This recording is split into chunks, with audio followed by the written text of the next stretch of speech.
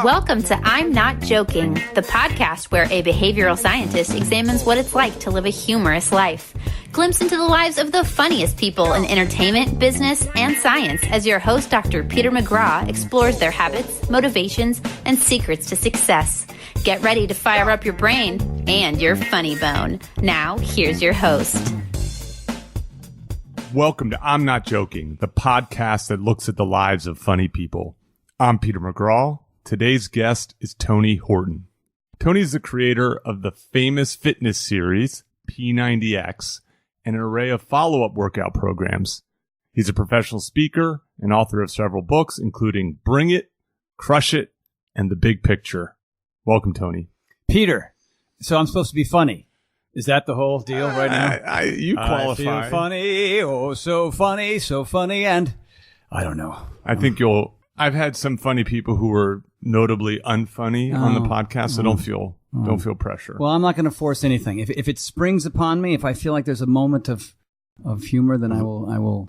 You can bring some levity. I will bring some levity. Exactly right. So if you weren't working as a trainer, entrepreneur, author, or speaker, what would you be doing with your life? Oh, my goodness gracious. What would I be doing? I'd be living in a box down by the lake for sure. You know, just feeding my 14 cats and hoping to survive from moment to moment. You know, I mean, I wanted to be an actor and a comic when I first came out here to town and out to L.A. And, you know, I dabbled in that. I was in a couple of little movies and I was in some commercials. And, you know, I was with Second City L.A. for about a year. And I did a fantastic Columbo. I got to tell you, my Columbo was, that's not it, by the way. That's not it at all. I think that was my Schwarzenegger, actually. Nailed it. Yeah, and I just love making people laugh because I was an insecure kid with a speech impediment, right? So I was last picked in every team, and you know, I was trying to fight through all these insecurities as I had as a kid. So humor was the way to get out of trouble, and it was also a way to sort of appeal to women because I was looking for women as well when I first came out here. The fitness stuff came later. You know, that just came out of pure luck. That was happenstance. You know, I mean, I wasn't meant to be a fitness trainer. Yeah, I like that part of your story. I like that you kind of have this. I call myself a late bloomer. And it seems like you have that same sort of part of your identity and experience. Mm-hmm. So you did a lot of things prior to getting into the fitness thing. So you were everything. I did all the things. You did a thing. I did a thing. Well, it was pre-Uber, so you were working as a bartender when you. I was a bartender, and I was a waiter, and I was a carpenter, and I was a handyman. I was a go-go dancer at Chippendales between 10 and midnight. That's right, I was. Because I was a sexy mother hecker. I like to pop and lock. I used to watch The Lockers when I was a kid in the 60s. You know, I wanted to be a black jazz musician. That's what I really wanted to be, damn it. You know what I mean? This white stuff was killing me. I just loved to groove, and I loved to dance, and I loved funk. Uh-huh. You know what I mean? Sly and the Family Stone and the Temptations and all that music, man. I like me my Zeppelin too, you know? And yeah, but that music came out of blues. Came out of Motown, all that Motown stuff. You know what I mean? I was a huge fan of that. And so, you know, I mean, I just love to dance. That was the thing I loved to do. So that was one of my many jobs. So what's it like being a Chippendale? Not as great as you think. So I had a feeling you were going to say that. See, I was not a Chippendales dancer. I was not one of the performers that was there in front of all the women. Mm-hmm. I was on a box after the doors opened for men to come in, right? So I was just one of two or three go-go dancers. So I had this tiny little space. I was like about 4 or 5 feet off the ground, and I would just get up there and groove. And I had my Capizio dance shoes and my tiger socks and my dolphin shorts and my cut-off tank top. It was the 80s. So, you know what I mean? But I was making $23.50 an hour. That's the only good job. Money back then. Good money. And, I used to go every weekend. I would go to these dance contests, and I would try to win a dance contest. And I just so happened to meet one of the girl who was the choreographer for Chippendales looking for go-go dancers. Yeah. So let's try not to use this. That's outstanding. I want you to edit that right out. You know, I don't know if you've ever gone down the YouTube rabbit hole of like old Soul Train videos, but there are these like great, you know, when people are doing the dance, you know, through the line, basically kind of stuff. Like That's what I learned. MC Hammer, man. I would study MC Hammer and the way he moved. Is that right? Oh my God. He and I are Twitter pals. Come on. Yeah. I want to be a Twitter pal with MC I think it's pretty easy to be MC Hammer's Twitter pal. Is that right? Yeah, I'll have to look into that. You're like 100 times more notable than me, and so I think you can pull this off. Well, I'm still a C- celebrity. Let's not forget that, Peter. We all know the truth. So you were. So do you think you really would? I don't believe that you would be in a box by the lake with cats. Like, you strike me as the kind of guy who was hustling, working. You strike me as someone who has a work ethic, and maybe your break came late, and maybe you wouldn't have as big a break. But if you were to play your life over 10,000 times, you're not living by a box. In a box. No, but I don't have this life. No, you don't have this life. But you have a more mundane. I'd be married with a couple of kids and maybe 2 times divorced or something. It's hard to say. Mm-hmm. Because, I didn't have as much ambition as you'd like to think I had. I had ambition to survive. I needed to pay my rent and I needed to feed my face. And every once in a while, I wanted to go on a ski trip and buy a new pair of sneakers. That was it for me. I lived in the same apartment for 21 years. It could have been 31 or 41 years, honestly. Because it was going a certain way for decades without any real sign of a dramatic change. And the only thing that changed for me was the fact that I began to try to get outside of my comfort zone more often, do things, meet people, go places, participate in stuff that scared me more often in my late 20s, early 30s. And I think that was the springboard for where I am now. And a lot of that was just purely based on personal development stuff. Deepak Chopra and Andrew Weil and Gary Zukav and Tony Robbins and Richard Carlson and Wayne Dyer. I mean, I had all the books, right? I had them all, and I read them all. And a lot of them didn't resonate, but some of them did. And I would beg, borrow, and steal everything I could out of those books and start to try to apply them. And it usually, a lot of it meant with, don't be attached to the outcome. Keep your expectations a little bit lower. Make sure you always show up. And then, try to pay attention to what's going on while you're actually showing up. And what did you learn while you were there? Don't make the same mistakes over and over again. You know what I mean? And I, it's like, oh, what do you do with finances? What do you do with relationships? What do you do with career? And I try to apply these separate rules. I mean, that's what the big picture is. The big picture is 11 laws that changed my life. Now, whether they're going to change somebody else's, but their circumstances will be different. And that's what the book was about. So, and I just started to apply things. I stopped doing things that didn't work, and I started doing things that did. And I would, if somebody asked me if you had to pick one thing that really changed your life, it was always exploring the idea of new experiences and new people. That's one of your laws. Yeah. Yeah. Indirectly, but yeah. So you read a bunch of these self-help books. Obviously, self-help. Personal development, Peter. Oh, sorry. Personal development. Self-help. That's an old term. We don't use that term anymore. There's more syllables in personal development. That's right. It seems more impressive somehow. So did one of those books, like when you were working on the big picture, did you go back and revisit some of those books? Yeah, I mean, I look at Don Miguel Ruiz's book, and if you say that really fast, it sounds like Dom DeLuise. But it's Don Miguel Ruiz. The Four Agreements. It's a beautiful little book. Oh, yes. It's a beautiful book. It's not even more than 140 pages long. I read it over and over again.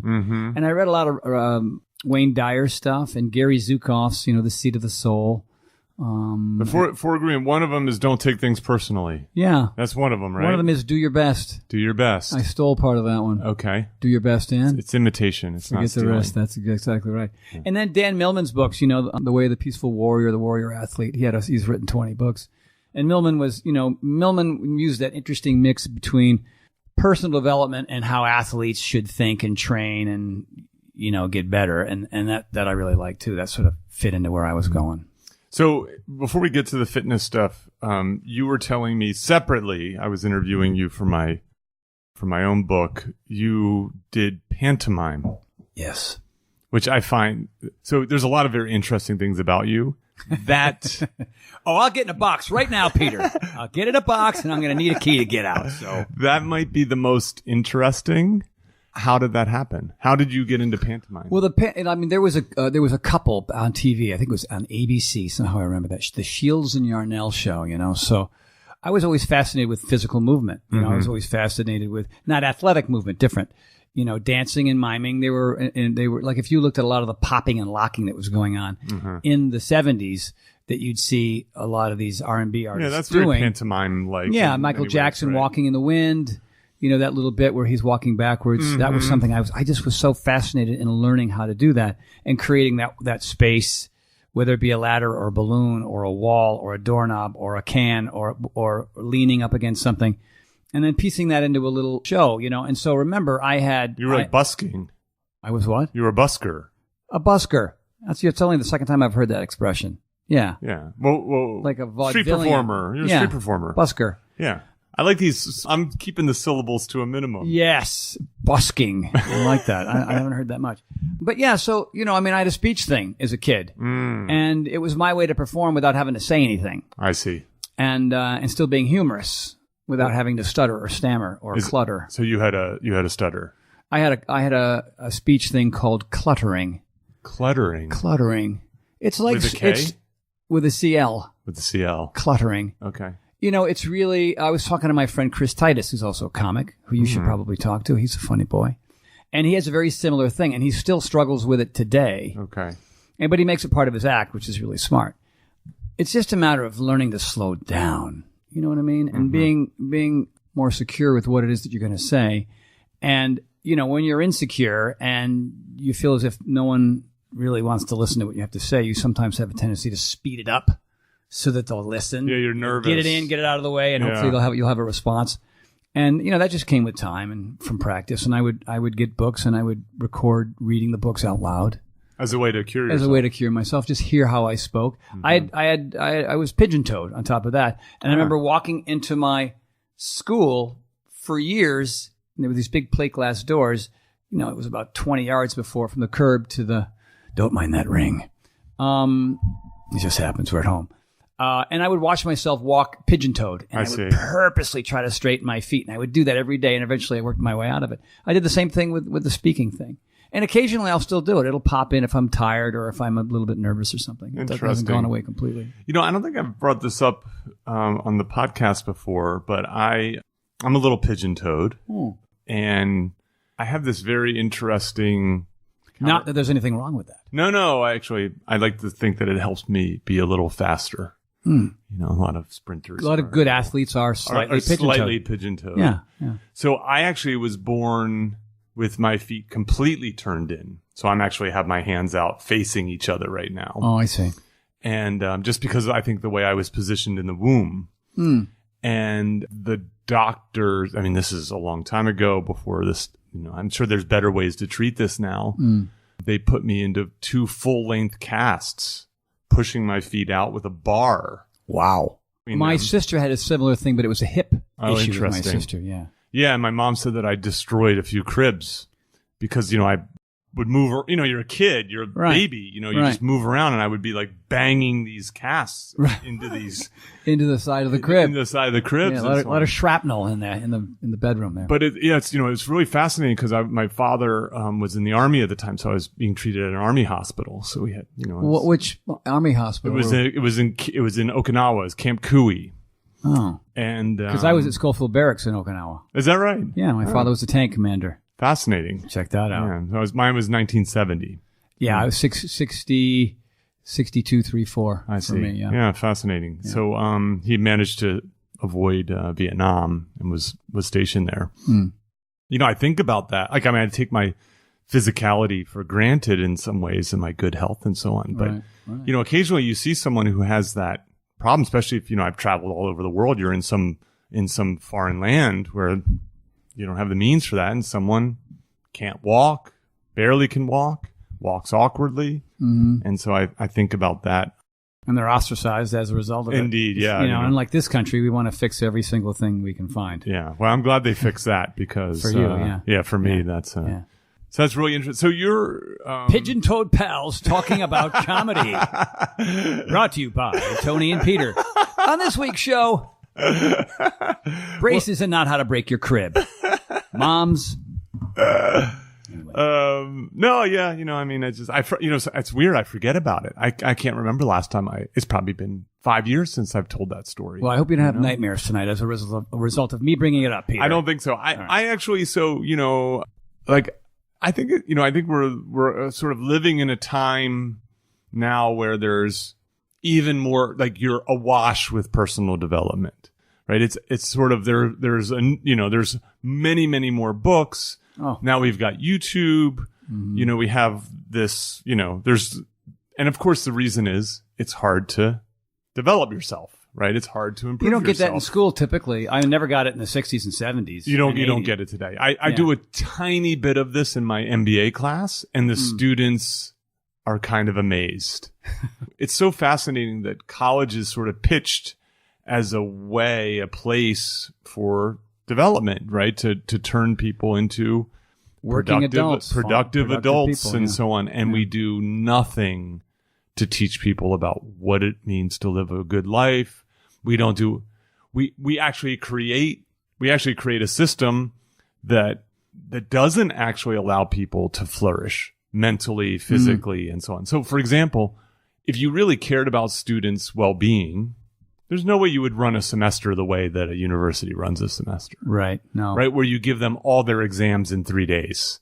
Right? I mean, Yeah. you're asking for students to abuse themselves Yeah. in order to do it. And yet it just keeps going. Yeah. Because of that's the way it is. So, I would not disagree. yes. Yeah, I mean, I never took a course on civility or altruism or mindfulness or any of the things that are really important to me now. And learning about balance in life and these simple things that are maybe common sense to a lot of folks, but a lot of people are clueless, and I think a lot of people suffer needlessly because they're constantly caught up in the grind. Yes. You know what I mean? And they're trying to keep up with the Joneses and the Smiths and everybody else.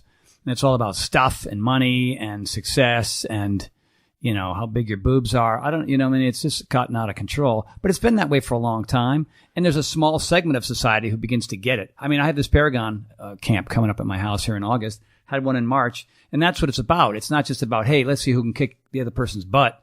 There's a mindfulness there. There's a mental and emotional thing that goes on with it. And it's about finding balance, and being the tortoise and not the hare and, staying in it for the long game and that kind of thing, but and a lot of people are exercising. They're still doing cardio and resistance, okay, those are good things, but it's not just about that. It's about speed, balance, range of motion, flexibility. These other types of fitness, especially, I'm 61 years old.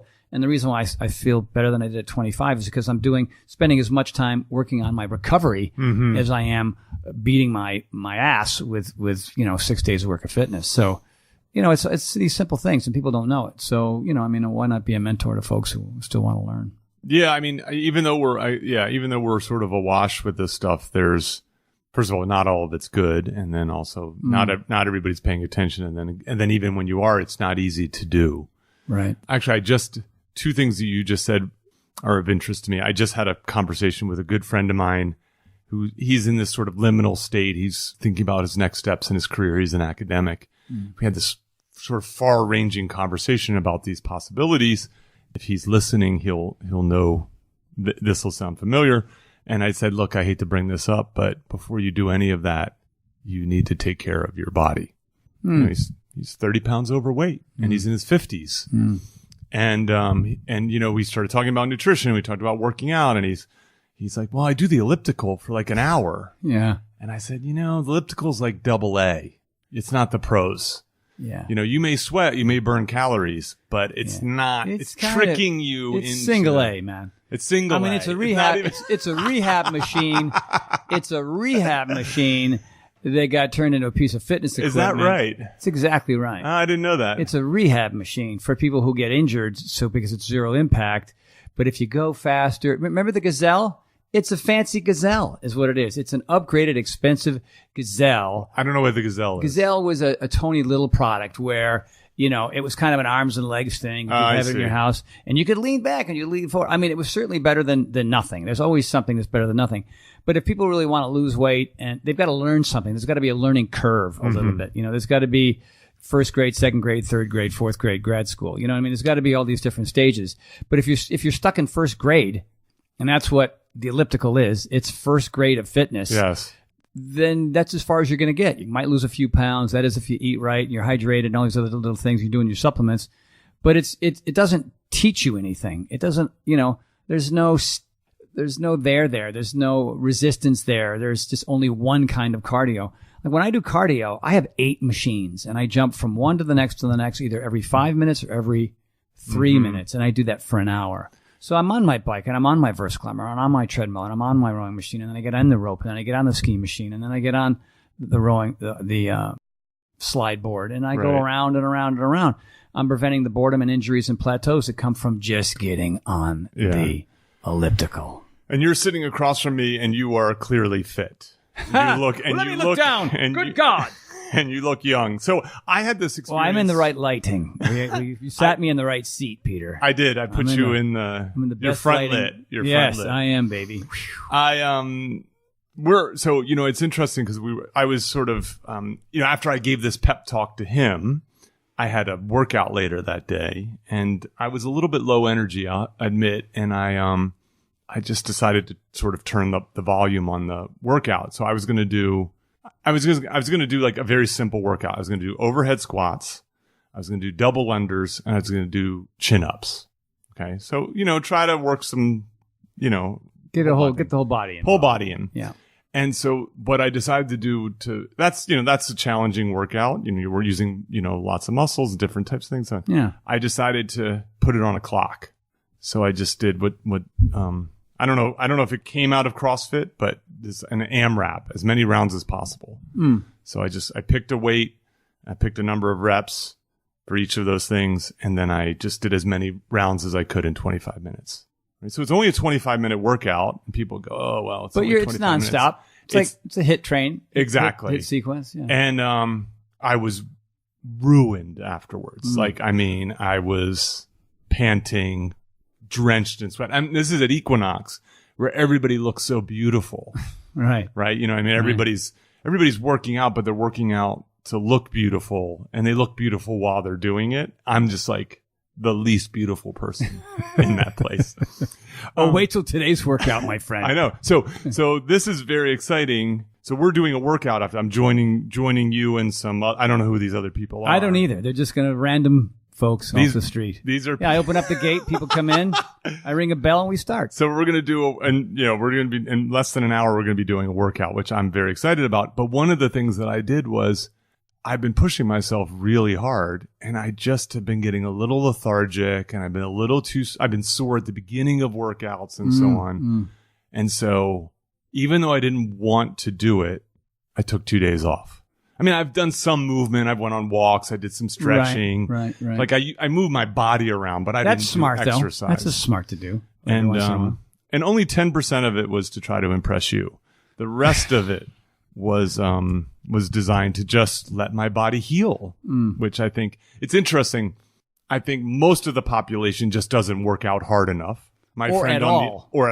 I would say most, not at all. That's fair. Yeah. Most, or when they do, they're doing it like my friend does. But there's a small group of people like me. It sounds like you used to be like this, where they don't get enough rest and recovery at times, right? You need both of those things. Oh yeah. I mean, if you look at any decent professional, collegiate, or Olympic athlete, and they've got the right trainers, they're all under the 2-to-1 ratio when it comes to exercise and recovery. For every hour they train, they're spending 2 hours doing recovery. Foam rolling, ice baths, jacuzzis, infrared saunas, massage. Yeah. You know what I mean? They've got those compression sleeves on their legs.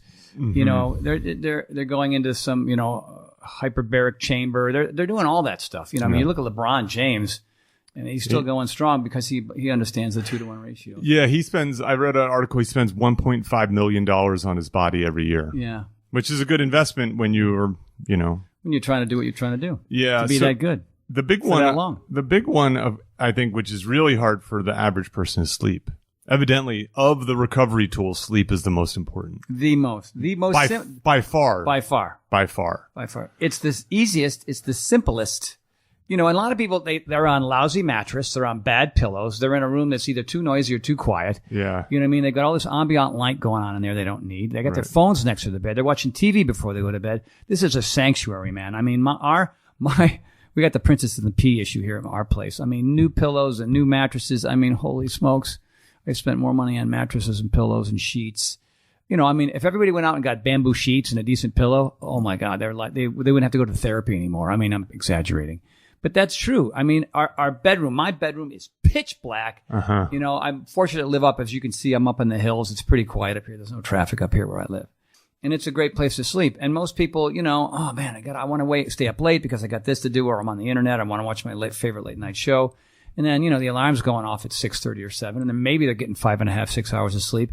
And, they're just, their circadian rhythm at night, which is a very important scientific fact that, there needs to be a certain amount of deep sleep and REM sleep. And they come in, I'm not quite sure the time frames, but 45-minute time frames. And if you're doing that consistently, most people just go to bed whenever, Yeah. you should be going to bed at whatever. You should be going to bed at 11 o'clock every night and waking up at 7 o'clock every morning. But their jobs don't indicate, don't dictate how that's going to go well. And so sleep is everything. Hydration is probably number 2. Mm-hmm. You know what I mean? And there are other factors as well. Regular exercise, yoga, meditation, dietary things are huge. It's all chemical. It's all what's going on inside of your brain. And if you're sleeping right and you're exercising and not overtraining, not undertraining, and you're also, bringing in the nutrients through food and supplements, then there's no reason why, life can't be a whole lot easier for people. Yeah. I'm adapting to a new sleep environment. And so one of the things that I have is the room that I'm in just I'm in the city. The room's not as dark. It's not as quiet. I'm still working out getting the temperature right. I run a white noise machine. I wear an eye mask. Wow. I have good sleep hygiene, as they say. But what's really fascinating is even though my sleep situation is not as set up and my schedule is a little less consistent than it usually is back in Boulder because You're here. I'm here. It's LA, city living. Right. Is my stress level's way down because I'm on sabbatical. And so I'm sleeping better because of that, even though these other things aren't exactly dialed in quite yet. But I'm working on it. It's interesting. You take anybody who goes on a vacation, just the fact that they're on a vacation, they could be on a vacation in New York City with horns and sirens going off outside the hotel room. But there's something about not worrying about what time you have to get up, and you've set up a schedule to go, we're going to go to have a nice breakfast with our friends in the city. We're going to go into the village, and then we're going to go into Central Park and ride bikes, and then we're going to go see a show, and then we're going to have dinner, and you could get 6 hours of sleep, the worst sleep in your life, but you're on vacation. Yeah. And everything, you come home and you feel great, and your skin is terrific, and you're completely rested, and it's purely because you're away from your regular gig. Indeed. And, it's your regular career and your job and the bills and work and the scheduling and all that stuff makes us crazy. And the only way to sort of help relieve that is through sleep, exercise, a decent diet, and meditation, in my opinion. I think meditation's really saved me since, I got back from being sick. Yeah, I want to talk to you about that too. I was kind of pooping on college campuses about how bad they are about helping their students flourish. There are starting to be things happen. I was actually just talking to Alan Weiss at USC. He's working now. He's basically moving over from the business school to, I think it's called Mindfulness USC or something like that, wow. where they're working on creating cool. that. The problem, of course, though, is that the sort of student affairs side of campus and the academic side of campus have like this Chinese wall between them. It's very difficult to get. And I actually I led a session with my faculty on resilience and how do we cultivate resilience in our students. And so we had this sort of wide-ranging conversation about how to do this, and to the degree can we, and how much do the decisions we make for ourselves and others either enhance or inhibit resilience in ourselves and students. I think there's a lot to be done on college campuses. And I agree with you about this idea of like how foundational fitness, nutrition, and so on is to living a good life and to being productive and to being happy and to being a good partner and to being a good entrepreneur and to be successful in your career. It's the advice you gave your friend. It's the advice I gave my friend. I said, before you deal with all this stuff, you got to cut back on the beer. You got to improve your nutrition. You got to start working out regularly and hard. Well, as hard as you can without getting hurt. Indeed. As hard as you can without getting hurt. And that's important for people to know what that line is. Most people don't know they're under the line, they're over the line, and they don't have good supervision sometimes. And they get P90X, and a lot of people get hurt doing P90X and Insanity and CrossFit is because they have bad coaches and mentors and teachers, right? So if there's somebody that, I just love it when I walk into a class and they say, hey, look, if you're a first time in this classroom, I don't want you to sweat it. I want you to back down by 80, anywhere as much as 80% or whatever feels right to you. If you're super athletic, great. feel like you want to go for it, good, but these are new movements. Don't forget that. So new movements are really hard even for really athletic people. I never hear that from anybody. You know, I mean, you're going to hear that today. I'm going to say that to you during the workout. Hey, Peter, we're going to do 40 reps of this really hard thing. Yes. I would recommend you either A, decrease your range of motion, or B, don't do the last 10, 15, 20. And it feels weird when everybody else is jumping around and you're sort of standing there marching in place. But if you want to walk by Friday, it's a good move. Yeah, that's good. Well, I'm glad I took my 2 days off. So you were, you're working as a bartender, you're doing stand-up, you're doing pantomime, you're doing all this stuff. You're an actor. You're a wannabe actor. Well, this is back in the day. Yeah. And you're, you start getting fit, right? You work out. Yeah. And you end up sort of stumbling into becoming a trainer. Completely stumbling into being a trainer. I was, when I first came out here, I was mesmerized by the culture, the surfing and the skiing. It's all happening within a 20-mile radius, and there are gyms in every corner. And when I was growing up in New England, there were gyms at the high school and there were gyms at the college, but there were no gyms, next to the hardware store. Mm-hmm. They weren't on every corner. And so, and I didn't know anybody. Right. I mean, I had my buddy that I came out here with, but I wanted to meet some people and go into bars and clubs. I mean, I did that too, but I just, that was an unsuccessful way to meet people. And so, I stumbled into a gym. Like my roommate said, hey, there's this place called the Sports Connection. It was $99 for a year and you can go in there. And it just met, blown away by all the machines, like just, treadmills lined up. And no, I don't even think ellipticals were around. No, I don't think they were invented. They were the rowing machines and VersaClimbers and all these other kinds of hypertrophy type of, Nautilus and things like that and cable machines that were there. And there were tons of women and, that was another reason to go. And these aerobics classes, I had never experienced that before. I was just blown away. And there were no men in those rooms. So I'd look, I'd say, can men go in there? Yes. You're not why aren't they in there? Because I'm going in, And then yoga was another thing. There were, these yoga studios. And I put yoga off for years and years and years. I just didn't think it was anything. I just thought it was you sit around and it's super simple and it's a form of stretching. Little did I know that I had my ass handed to me in a yoga class. And I was so fascinated by how horrible I was at it. So I was determined. And, I didn't know Baddha Konasana from Shavasana, right? Or Warrior 3 from frog pose. But you go, you go enough times and you get some good instructors and you learn and you get a whole lot better and you discover that that's really the fountain of youth because it's balance, it's resistance, it's flexibility, and it's mindfulness. And there's no other practice like it that has those four things all in the same perfect package. And all you need is a mat. Yeah. You know what I mean? I'm a once a week yoga guy. At least I was. Me too. I'm a once a week guy. I need to. I've my practice has lapsed with this move, but I've been there once a month so far. But right. I'm going to get back to it because I agree with you, especially to help counteract all the other things that you're doing. But when I came to town, that's how I learned how to be a trainer because I was going to the track with some friends running on the track and I was doing my yoga class and I was going to World Gym and spying on Arnold Schwarzenegger and Lou Ferrigno, taking notes from those guys. 45 sets of chest. Okay. That seems a bit, well, I don't know, extreme, but I'm going to do it. You know what I mean? And just going to regular gyms that were really kind of more social than anything else. They were just like these funny gyms that were like that. It was a big scene. But I was a member of 4 gyms at one point, and I was an actor, and I was a pudgy guy with skinny arms, and my agent said, "You got to get in shape, pal, if you want to work more." And especially because I was modeling back in those days a little bit here and there, and so I got a bathing suit audition. I'm the only guy there with a flab hanging over his bathing suit. Everybody else has got a 20-pack. So you were the inventor of the dad bod back. Yeah, I had the original dad bod as a 24-year-old.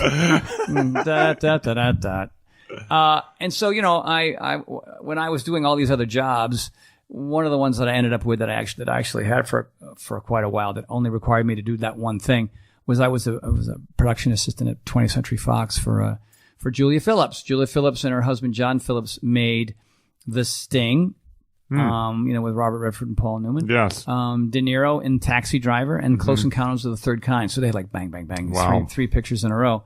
And, my buddy at that time got a job as a writer. Finally, he got a real job. He didn't have to do that PA thing. And so he brought me in and they said, yeah, here's what you're going to do. You're going to feed the cat. You're going to wash the towels. And you're going to hide the pot. And you're going to wash the cars. And you're going to go pick up stationery. And you're going to deliver scripts. And you're going to make coffee. You're just going to do what we say. Mm-hmm. And I was on the lot, man. I was like looking at movie stars everywhere. It was really kind of cool. And they let me do my auditions. I was still kind of acting and trying to audition. Okay. So they were cool about that. And so, the guy that was in cahoots, I should say, with Julia, was a guy by the name of Harlan Goodman, and he was he was a former music guy. He used to manage musicians. And so when the movie thing didn't really work out for either one of them, I started training Harlan in my buddy's backyard, in his garage, because he had noticed the changes that I had made as a result of a young actor who's trying to get in shape to get acting gigs. Mm-hmm. And, he was complaining about his weight. So I helped him lose about 35, 40 pounds, the leanest he'd been since high school. And so he was at the... And back then, how were you doing that?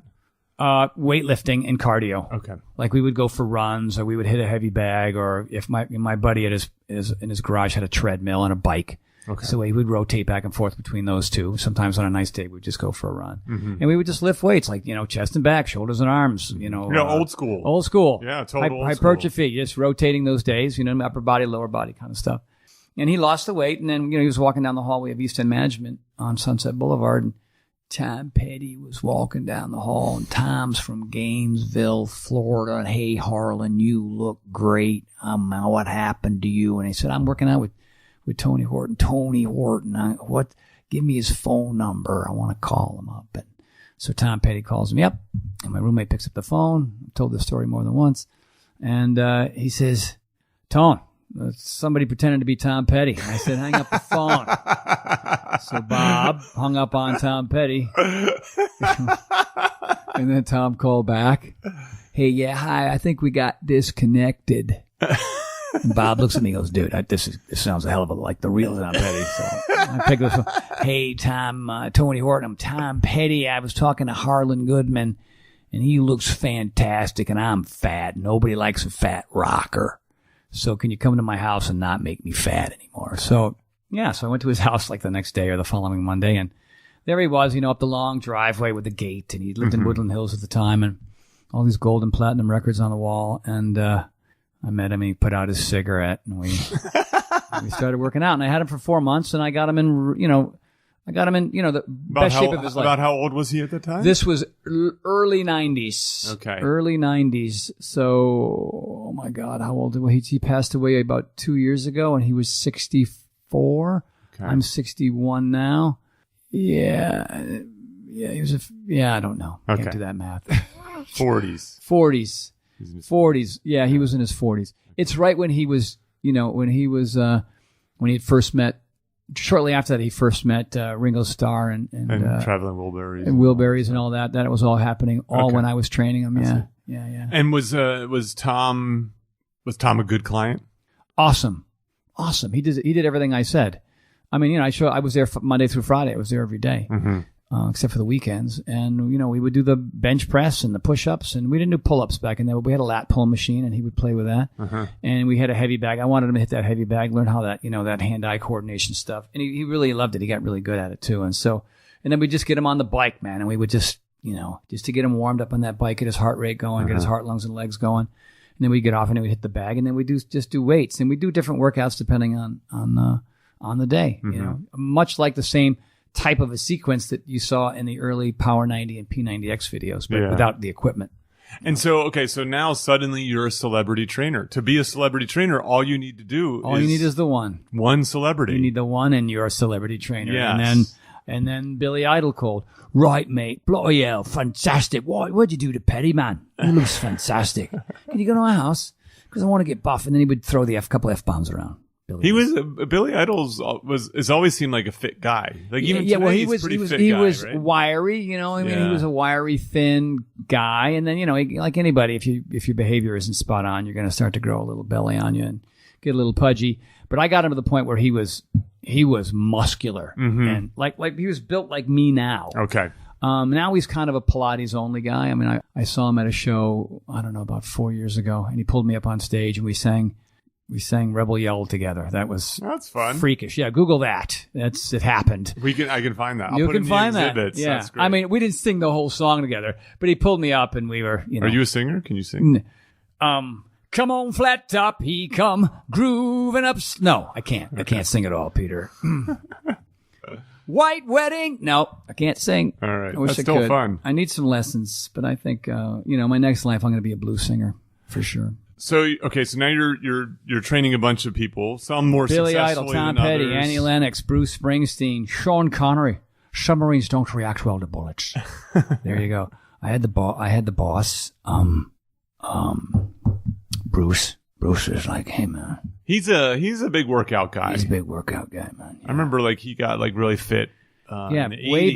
back in the day, before everybody else was doing it. They all thought he was crazy. Yeah. But he stayed fit. I mean, if you look at the shows that he does, that stamina that he has, it's purely as a result of his willingness to stay fit as he can stay. I think there's like, this has become a thing with these older rock and roll people. The like, successful ones. The ones who they extended their career. They train for their, Madonna and the Stones, they train for these tours. Yeah. You must if you're going to be in your 50s and 60s. Sting, still, he's a big fitness guy. Yeah.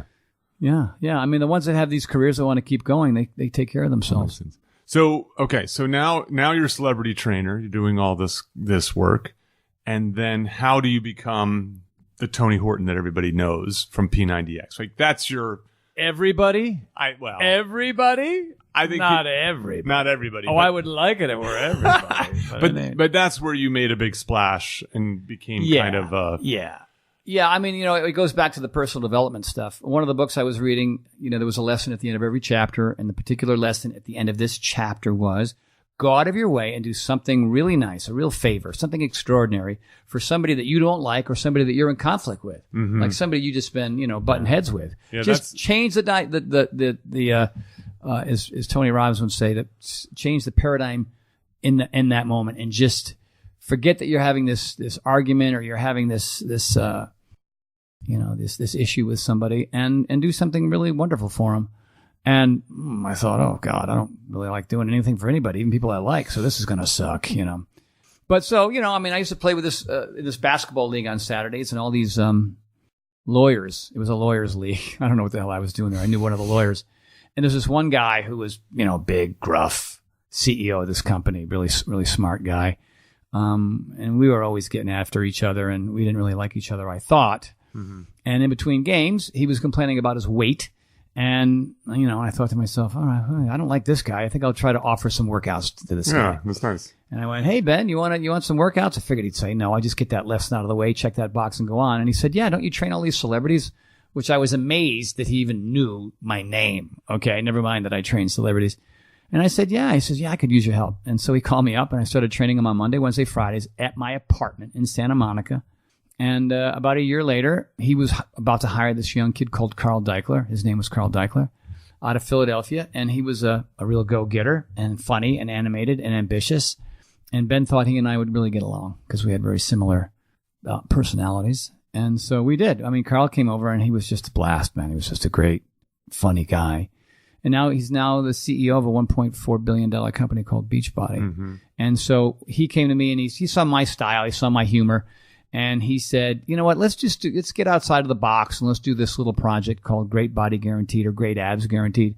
And we did it, and it worked, and it made money, and that was rare in the infomercial industry. And so he said, what's the next thing? Investors came along and said, hey, what are you going to do next? And then Carl came to me and said, like, what do you do with Petty and Springsteen and these people? Like, what's your routine? Like, how do you get them in great shape? How do you get Petty in shape? I said, it was 5-6 days a week, cardio resistance, right? And I said, and he said, can you do it without all the stuff, without the heavy bag, without the, the bike and the station and the treadmill and all the extra stuff? Mm-hmm. And I said, yeah, I'll figure it out. We'll use bands, we'll use dumbbells, we'll have a pull-up bar, whatever it takes. And then just body, I mean, there's so much body you can weight. do with your body. Body is, your number one piece of equipment is your body. We're going to do it today. Mm-hmm. We're going to get out there and do plyometrics. We're going to use you, me, and the yard. All right. You know what I mean? So that's what I did with Tom. And he said, how long do you think? I said, realistically, it's got to be 3 months. I mean, the first month is an adaptive phase where most people feel like if I'm not in shape from, on day 30, I quit. So we want to get them past day 30. We want to get them up to day 60 where they begin to see some transformation. Mm-hmm. And then we want to fine tune between day 60 and day 90. That's usually how long it takes. For men, hey, look, if you got to lose 15 pounds and you're a former, lacrosse player, it's going to happen quicker for you. But if you're a mom of 4 kids and you're in your 40s, it's probably going to take you 120 days. Sure. You know what I mean? It really depends. It's just like, let's look at the long game here. Let's go from first grade to grad school. We're going to give you 90 days to do it. Mm-hmm. And that's what we did. And some people got there quicker and some took a little bit longer. Some people needed 3 rounds. Jeremy Yost, lost 180 pounds. He didn't do that in 90 days. He did it after 3 rounds. But 3 rounds, 9 months, 180 pounds, that's a freak show. That's incredible. That's a freak show. Yeah. And he also lost, he lost the desire to eat crap and drink booze. So he got off the hooch and he started eating better, and that had a lot to do with it as well. Yeah, when you're really pushing yourself with these workouts, you don't want to be eating a big slab of cake because you know how bad that is for you. And how it's going to come get you the next day when you're... It's going to get you today. It's going to get you today. Right. Yeah. I mean, not everybody learns that lesson. I can't tell you how many people I've met who are fitter and stronger and more flexible, but they weigh more because they didn't want to change their diet. Yeah. So, it's hard for some folks. So you arrive at this concept that comes out as P90X, and you film these workouts. And there's lots of workouts. 12. Yes. Plus ab ripper, so 13. Yeah. But you have a particular style that seems kind of different than the typical sort of fitness guru, who has a VHS tape kind of thing. I think that's fair to say. Yeah, I mean, you're a lot more irreverent. You're a little cheeky. Cheeky. Very cheeky guy. You're a cheeky guy. Yeah. I say things that come to my head. Okay. That just come out, like, boom, there's very little filter. And a lot of times we had to cut tape because the stuff was too much. Sure, you went too far. I'm doing Hitler jokes. Okay, so me and Mel Brooks, he got away with it. I didn't. Yeah. You know what I mean? It's like, no, Hitler too soon. Seriously? Well, come on, that's some funny stuff. You know what I mean? Like, you never had to pump me up. You always had to tone me down. I see. But they gave me the freedom to do that. And the reason why, I that was not my original intention. It wasn't like I ever, I had a conversation with Carl and he said, I just want you to have fun, man. Get out there. I want this thing to be serious. But if you get too out of control, we'll just shut it down and we'll do another take. But I want you to be able to feel like you're training me or your friends or whatever it is. You want to keep the profanity out of it. Sure. That kind of a thing. And I said, oh, great. This is going to be fun because, it wasn't even like it was work.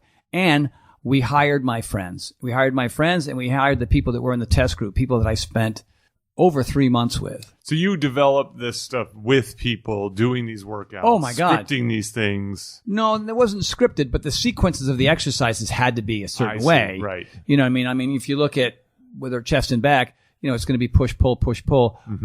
For me, I guess a lot of people give me credit for sequencing exercises in such a way so that you get the most out of the movement and you don't get hurt in the process. Because some people are hammering your knees and back over and over and over again, 4 or 5 days a week, and you think, what percentage of people are going to survive this? Yes. You know what I mean? Like, I love CrossFit. There's a CrossFit group in Jackson Hole that I go to when I can, and it's just an awesome workout. You know what I mean? It's nasty. I mean, we're getting the snot beat out of each other. But the coach is cool, and he explains things very clearly, and he lets you know what you need to do so that you get the most out of the session without getting hurt.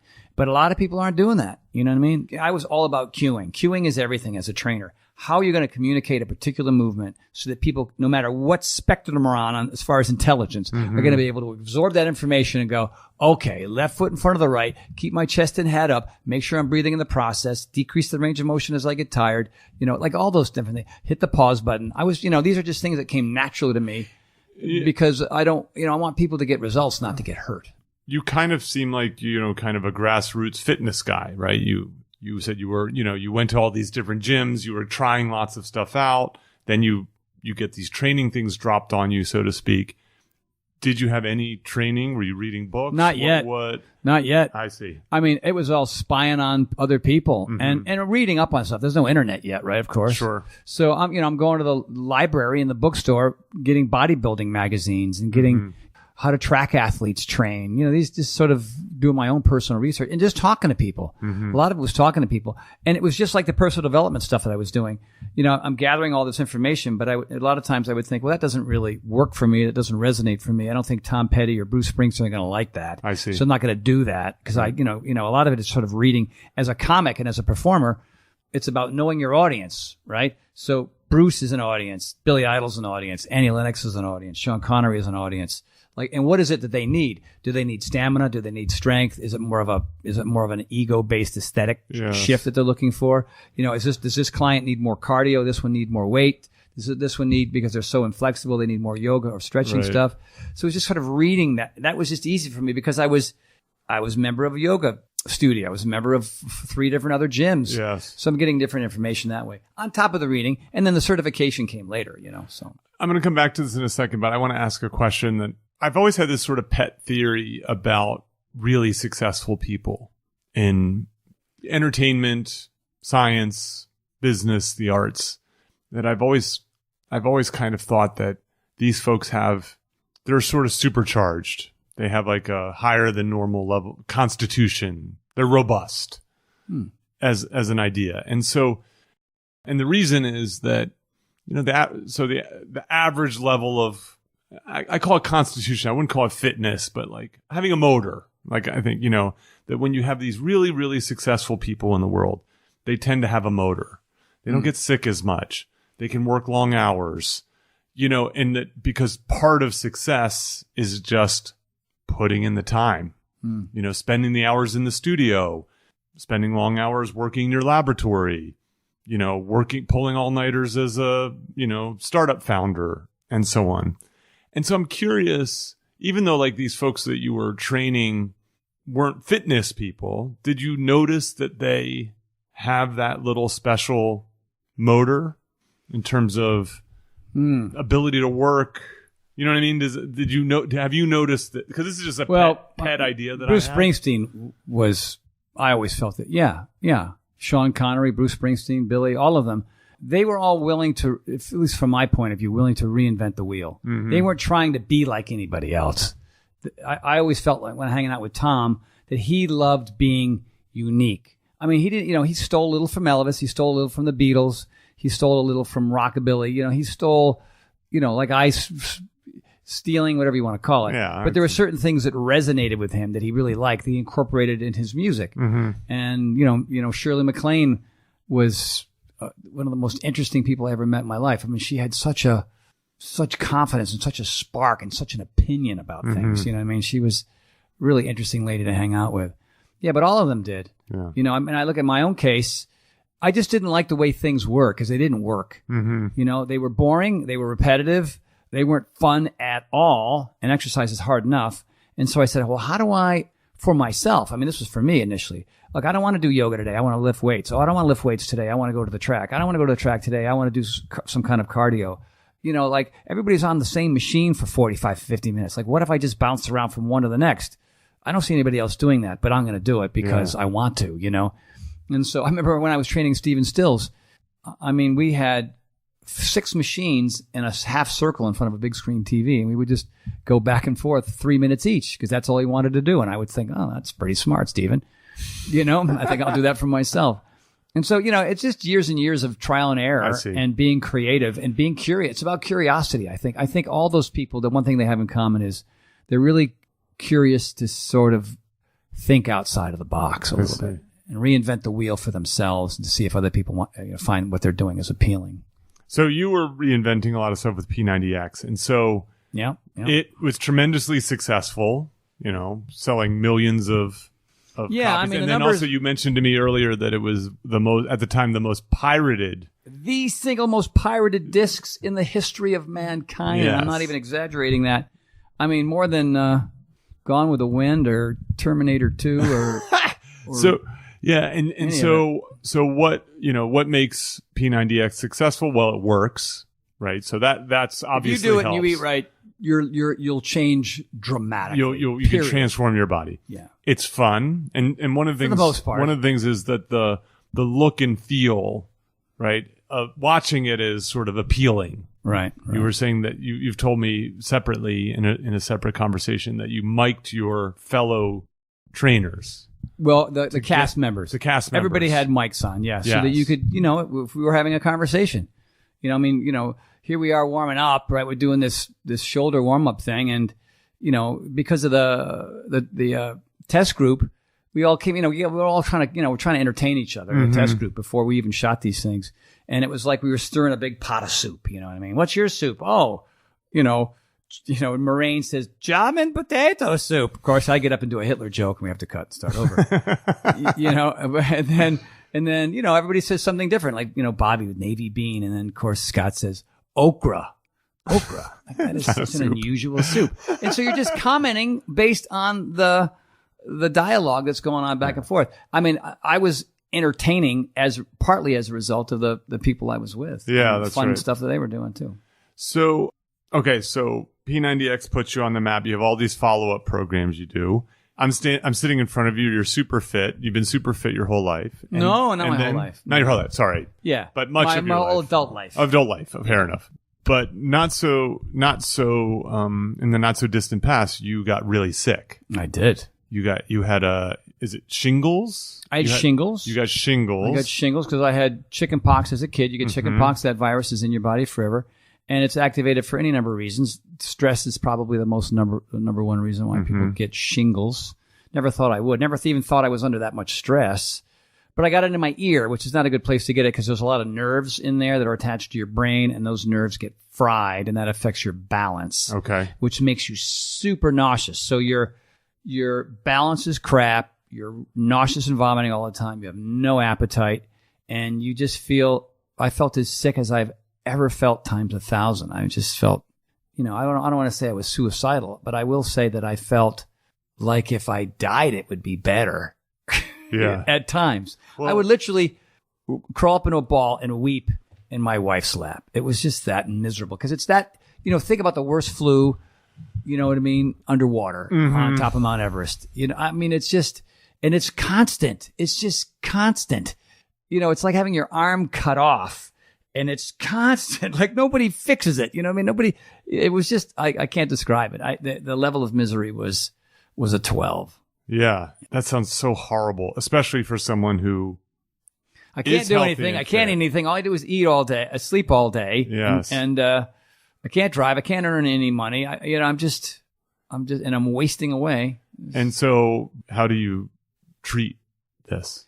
I mean, I had meds. I had pain medication, nausea medication. I had medication for the virus. I had, I don't know, all kinds of tinctures and going to the acupuncturist and going to the I went to the otorhinolaryngologist, the ear, nose, and throat folks, and they were always testing me. And I was just I was like an old man. I was like a 90-year-old man. I was really sick. Yeah, there's like a picture of you in a wheelchair. Yeah. How long did that last? Initially it was horrible for a couple of months. Okay. And then it very, very, very slowly got better a week at a time. Okay. And then it would backtrack and get a little bit better, and then it would backtrack and get a little bit better. So and the end result is something called bilateral vestibular hypofunction, which is not vertigo. It's not going around in circles. It's more shaking. Okay. It's more shaking. And I still have it, and I'll probably have it for the rest of my life. Or maybe I won't, but I don't know. But anyway, it's... yesterday I was telling Sean and my wife, I had one of those days where I felt really strong. I had a lot of personal bests, on exercises that I've been struggling with. I just felt phenomenal. My balance was spot on. It almost felt normal. I see. For most of the day yesterday. Not 100% normal, but it almost did. And I remember stopping in the hallway upstairs and just giving thanks for feeling normal for a whole friggin' day. Yeah. And then today it was, not as good. I see. Yeah. It's interesting. We were talking earlier about how, this sort of foundational element of good health is to all the things that we want to accomplish in the world, whether it be to become a great scientist or a great artist or a good father or whatever that might be. Because your brain works better. Because you sleep better, and your brain works better, and your memory is better, and your cognition is better, and your sex life is better. That's right. And you have norepinephrine and dopamine and serotonin and brain-derived neurotropic factor inside your temporal lobe. Like, you get this from breathing heavy. Today, you're going to start out, you're going to be miserable for about 95% of it. Okay. But when you're done, you're going to feel like Gandhi came down and tapped you on the shoulder. You're gonna but you're going to be miserable again on Wednesday because you won't be able to sit down on the toilet without screaming. But you know what I mean? That's it. It's just, it's the ebb and flow of earning it. Yes. Earning it as opposed, using a source within yourself to get after it, as opposed to using sources, illicit, illegal, improper sources outside of yourself to give you temporary fixes so you can feel better. You still get the same dopamine dump, but then, then your brain doesn't work and then you become an alcoholic or fat or something. You know what I mean? But there's one thing about exercise and a decent diet is it's a gift. It's a gift that improves the present and your future. Mm-hmm. And it gives you a whole new outlook, and it allows you to think clearly and be more constructive and be more productive. Yeah, and I think for a lot of people, constructive, is that the right word? I don't know. I'm going to go with productive. Okay. I think, for a lot of people, they're going to see doctors to deal with these things, and yet they just need to be working out and eating better. Although, I think what's interesting is, as demonstrated by your shingle story, is there are times, however, where like Western medicine matters. Sure. So we sort of overprescribe Western medicine for the average person when really a lifestyle change would help them. But for someone who has a healthy lifestyle, occasionally something comes along and you need penicillin or something else. You know what I mean? Right. Yeah. Radiation therapy, whatever that might be. It is, it's a mixture of both.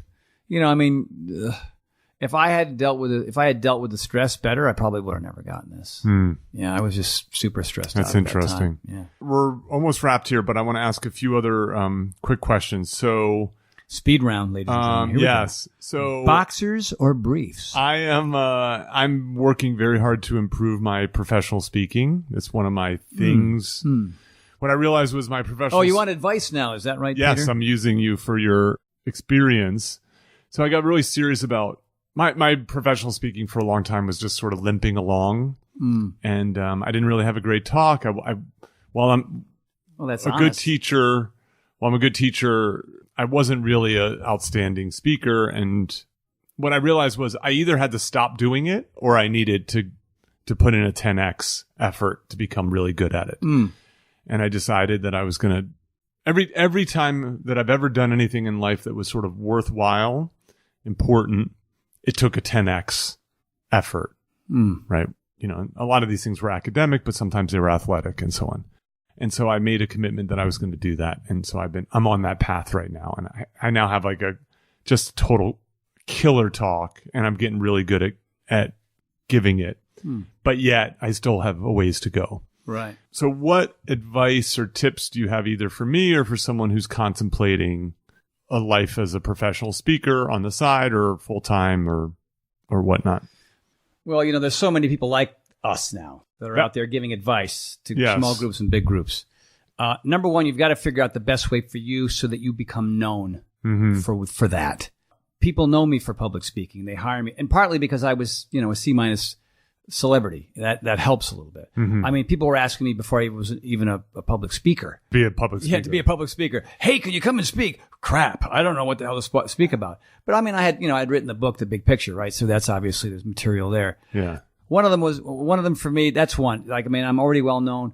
Whatever that is, whatever media blitz, whatever PR people you got to get involved with, whatever social media folks you have to have in your life, like to be able to, like, what's your budget to get those people in your life so more people find out about what you do. That's it. Because, you got to be the best speaker in the world and have the most unique material in the world. But if nobody knows you do that and you have no way of, allowing people to learn that, then it just, you're going to be stuck all alone being a great speaker in your house. I would say number two is, what is your angle? Like, what is your angle / persona / delivery technique? What types of rhetoric do you use? You know what I mean? That, for me, it's super animated and a lot of humor.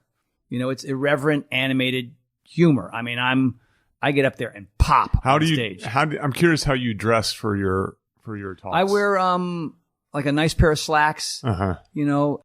Real super comfortable, good looking shoes, and a polo shirt. Okay.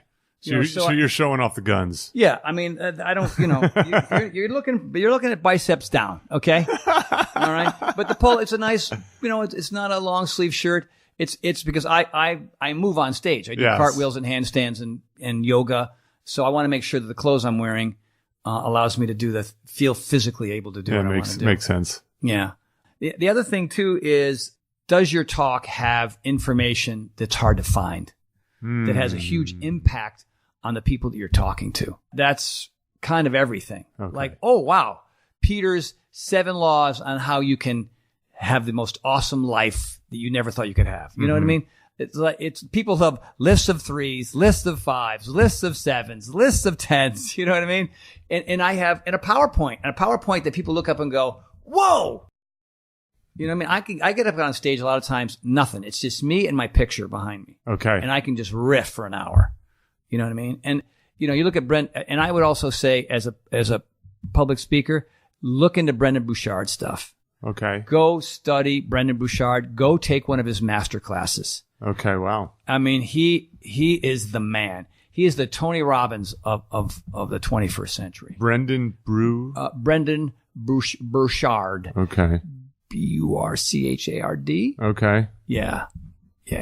I mean, right. he is known. I mean, that guy is a machine. And his techniques are different than mine. I mean, he's got some really, you know, very rote, specific things that he likes to do. Like he'll say to me, because I've been on stage with him. Mm-hmm. You know, he's asked me to come and speak at his events. And he says, what do you do? Like, do you pat yourself in the back? Do you count 100 backwards in Chinese? Like, what do you do? And I go, I don't know, man. I just sit there and wait till they call my name. And I go out. You know what I mean? It's like, I don't do any extra crap. You know what I mean? I could just turn it on and turn it off because it's already readily available. All right. So you said be able to cut through the clutter, be notable in some way, have your angle, your style, right? Your thing. Yeah. And then have some unique content. Very unique. Yeah. Yeah, very unique. Something that really stands out that people are like, whoa. I remember reading Don Miguel Ruiz's 4 Agreements. Mm-hmm. I mean, it's stuff that we sort of already know, but it was the way he packaged it. Yeah, it just seems so, when you hear it, it just seems self-evident. Yeah. Like, oh, okay, these 4 simple things. And people can remember 4 simple things. Like, you want to make sure that people have massive takeaways. Yes. Because when you talk about personal development and public speaking, what is the takeaway? I'm walking into the room not knowing what you're about to tell me, but when I walk out, I go, oh my God, I cannot proceed with the rest of my life until I start applying this stuff. It's got to feel that powerful and that fresh and that new and that, you know what I mean? And it's all repackaged. I mean, Tony Robbins stuff was unique, but it's some repackaged out of, you know, who knows what old stuff that he was reading back in the day, Andrew Weil stuff or Dale Carnegie. Dale Carnegie, exactly right. You know. Well, since we have people starting to arrive for this workout, and I probably need to hydrate a little bit before we start. You need to get mentally ready, pal. I want to finish with one last question, which is, Tony, what are you reading, watching, or listening to that's really good? Not run-of-the-mill good, that's just really good, outstanding. Okay, I'll tell you what I'm watching. Okay. The Marvelous Mrs. Oh, this has come up a number of times now. Oh my God, that show is, and I'm also What is it about that show that is so good? Because it takes place in an era where I was a kid, a little kid. I was born in 58. It takes place in 57, 58, 59. It's 2 seasons in. The production value is insane. Yeah, TV has the gotten acting so is good. insane. It's a movie. It's a musical. It's a play. All 3 every week. That's great. Every week. I'm rereading Dan Millman's The Warrior Athlete. Okay. And it's old. This book is 74, 75, 76. It's an old book. And it's antiquated in a lot of the stuff that he does. It's outdated. Okay. But there's some nuggets in there that I love that are really terrific. And I'm also a news junkie.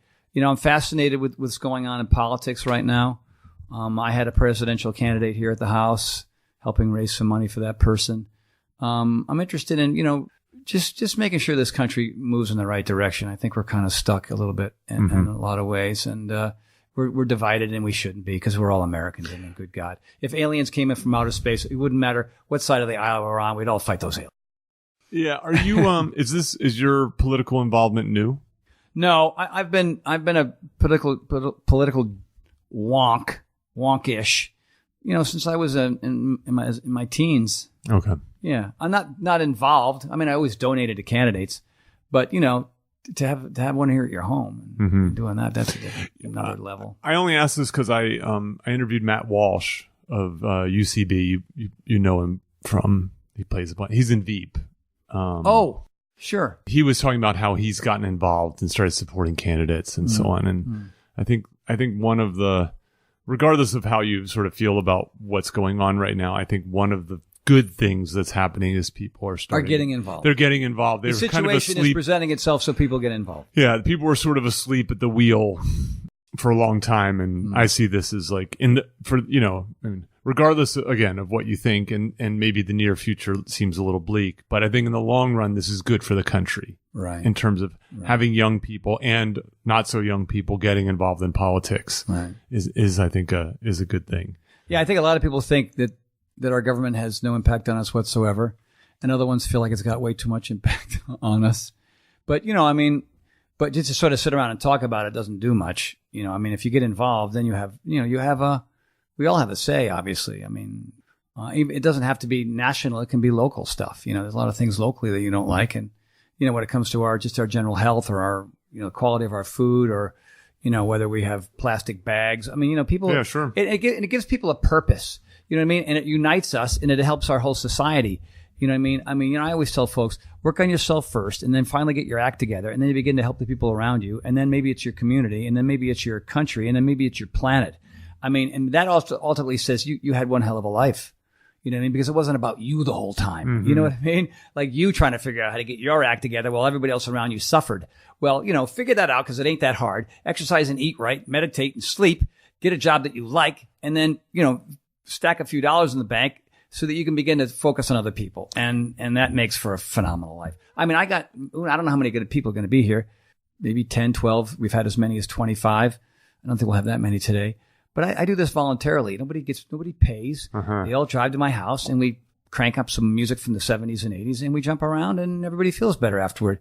That's how I give back, beyond selling 5-6 million copies of stuff I've made.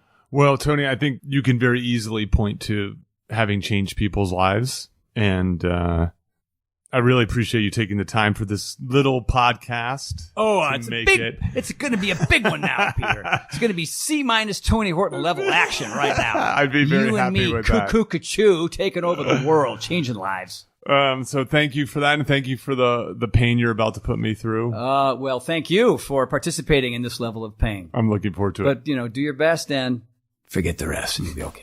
Cheers. Right.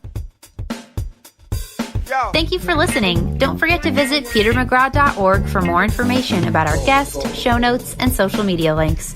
If you've enjoyed this episode, please subscribe and share with others. Join Dr. Peter McGraw next week for another fun, fascinating conversation on I'm Not Joking. Yo.